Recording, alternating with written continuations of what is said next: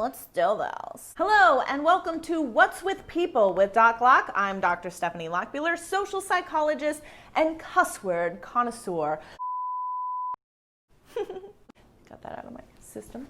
The goal of these videos is to give mini lessons on phenomena, theories, and topics in social psychology, which is the scientific study of the way that people think about and influence and relate to others. Or, in other words, it's the science of why the fuck are people like that? Now, this video focuses on a question that I've personally spent a lot of time studying, which is, what's with people caring like so much what others think of them? Like, I don't give a fuck what people think of me. And I'm lying. I do care what others think of me to some extent, and anyone who also says that is probably lying or at least a sociopath, because what we're going to talk about today is how we are programmed to give a shit what others think of us for survival purposes. We are needy AF, and when we're threatened with being rejected or excluded from others, it hurts like hell, like literally.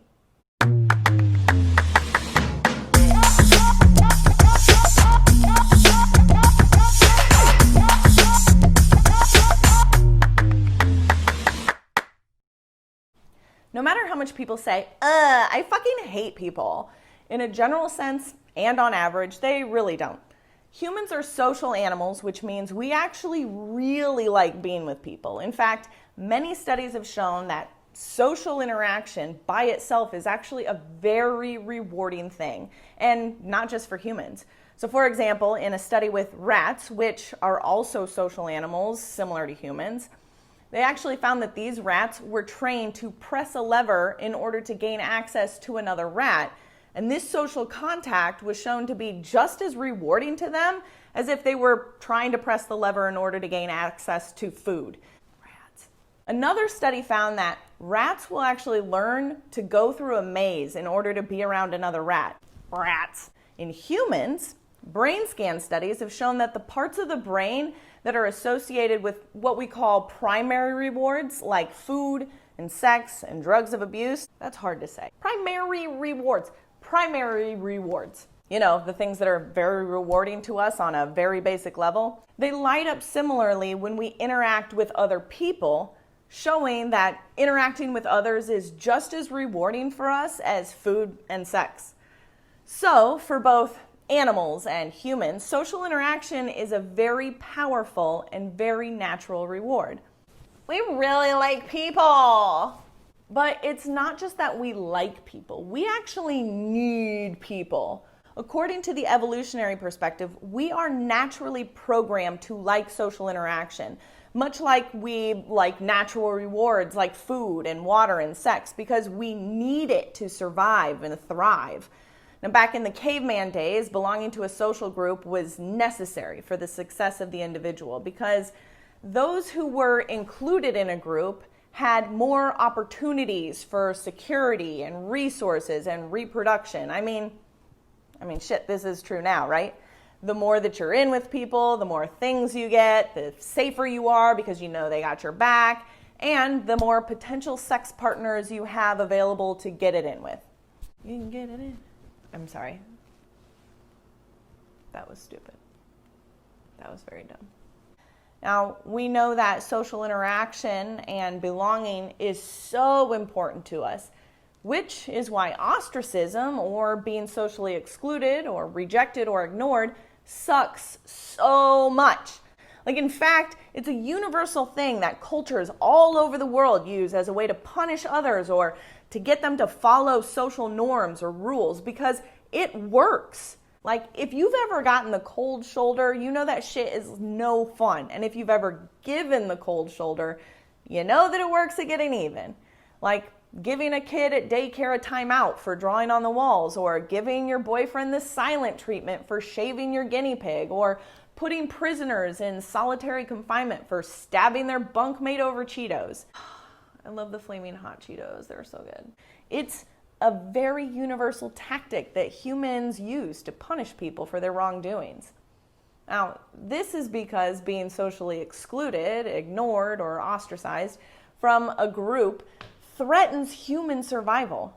So more specifically, it threatens 4 basic human needs: the need for belonging, the need to maintain positive self-esteem, the need to have a sense of control over your environment, and the need to believe that our existence has some sort of meaning. Now, the reason why we feel pain at all, right, is because pain is a biological response that motivates people to do something to fix whatever situation is threatening their survival. In other words, pain is like a red flag that tells the person to respond in a way that will make them get the fuck away from whatever danger they have in front of them, find a way to protect or heal the body, and avoid whatever caused the pain in the future. An example is when a kid puts their hand on the stove for the first time. There's an immediate signal of intense pain that signals a response to take the hand the fuck off the stove, and then crying and running to the parent who will then get you ice for the energy and soothing for the emotion, if you're lucky. And then they remember never to touch the stove again. Now, in the case of pain from being socially excluded, because there is a threat to survival, the response is really similar. So for example, after a breakup, a person will feel pain that signals that there's a threat to their social well-being, and they might seek out friends to help comfort them, and maybe ice cream for soothing. And they might take steps in order to, in the future, not experience that pain ever again by maybe not dating guys named Brock who shave their guinea pig while they're drunk. Fuck Brock. Not even with a K. He spells his name with just a C. The fuck is that? And when I say that it hurts, it's not just psychological pain. It's actual physical pain as well. That's why we say things like, I have a broken heart, or I've been stabbed in the back, or I have hurt feelings. It's actual pain that we're feeling. I mean, the point of physical pain is to detect injury and other threats to our life and to bring attention to, what's causing the pain in the first place in order to fix it. It's kind of like a fire alarm, right? It needs to be loud to get our attention. Otherwise, it's kind of pointless, right? So humans may have evolved to be able to similarly detect social pain or the emotional pain that's brought on by being socially excluded in order to alert us to the threat to our lives and our survival that exists. Now, some really cool studies have shown this too. One study found that the areas of the brain that are associated with physical pain are also activated in response to social pain. So in this study, participants were put in a brain scanner while they experienced social exclusion. It was found that regardless of whether the exclusion was thought of as intentional or not, when they were excluded, there was a lot more activation in the areas of the brain associated with physical pain than when they were included. Now, another study found that the social pain and physical pain parts of the brain are the same by having participants take either Tylenol, a painkiller, or they took a fake pill every day for 3 weeks, and then they were either included or excluded. And what they found was that compared to those who took the fake pill and were excluded, those who took Tylenol daily, when they were excluded, the social pain was a lot less. They even did the study using marijuana, and they found that those who used marijuana reported decreased loneliness and depression and social pain ratings than those who did not use marijuana. I mean, that's not saying that you should be smoking weed every day, but Snoop Dogg did tell me to do that, so. I'm not saying that you should smoke weed every day. Snoop Dogg says that you should smoke weed every day. I'm not saying that. These studies really show how social pain and physical pain really do overlap in human brains, and that social exclusion really truly hurts. So how do people react to being rejected? Yeah, not well, right? Don't break up with me! Social psychologists say reactions to social exclusion happen in 3 stages. The first stage is the reflexive reactions, or the immediate reaction to social pain and negative feelings that go along with it. A social psychologist, Kipling Williams, he is the ostracism researcher extraordinaire. He created one of the coolest and most surprising ways to experimentally manipulate people into experiencing ostracism. It's called Cyberball, and it's a super simple virtual ball toss game in which participants are told that 2 other participants are also playing virtually. Now, in the experiment, the participant is told that when the ball is passed to them, that little hand at the bottom, right, they need to click on the player that they want to pass the ball to. The participant is either included throughout the entire game and the ball is passed equally amongst all the different players, or the 2 other players pass the ball to the participant maybe a few times in the beginning, and then they suddenly just start passing only to each other. And then obviously that excludes the participant. Now, there aren't any other players in reality, it's just a computer program, right? But people really believe that it's real. It sounds a little too simple to really do anything, right? Yeah, no, wrong. Like over 120 studies using cyberball as a way to make people feel excluded have shown that it really works. Like, people feel really shitty afterwards. Studies have shown that ostracized people report social pain and hurt feelings and a bad mood after less than only a few minutes of exposure to ostracism. Toss the ball to me! So check out this video of a college student who was recorded without him knowing he was being recorded at the time while playing cyberball. So what you might notice first is his necklace. Just kidding. You notice that he's laughing. He probably is a little entertained by the fact that he's being excluded and that they're not passing the ball to him anymore, but that soon changes. It stops being funny right about now and turns quickly to anger. And then that soon turns into despair. The fact that even the simplest of situations, like being rejected or ignored by strangers in a simple ball toss game, can make us feel bad, shows how powerful the experience of social exclusion can be. But hold up, what if it wasn't just strangers that rejected you? What if it was like people that you didn't even like? Turns out, even when people are rejected by people like KKK members, they still feel bad. That's how strong this shit is, because again, if being rejected threatens survival, like a fire alarm, it really needs to work in order to get us to do something to fix it. And that leads us to the second stage, which is the reflective reactions that occur after the initial sting of social exclusion. And this is where people, have responses that are focused on trying to find ways to be re-included or just to make themselves feel better. They might try to, figure out why the exclusion happened. They might try to make themselves feel better by saying nice things to themselves or to remind themselves of other social relationships that they have to make themselves feel better.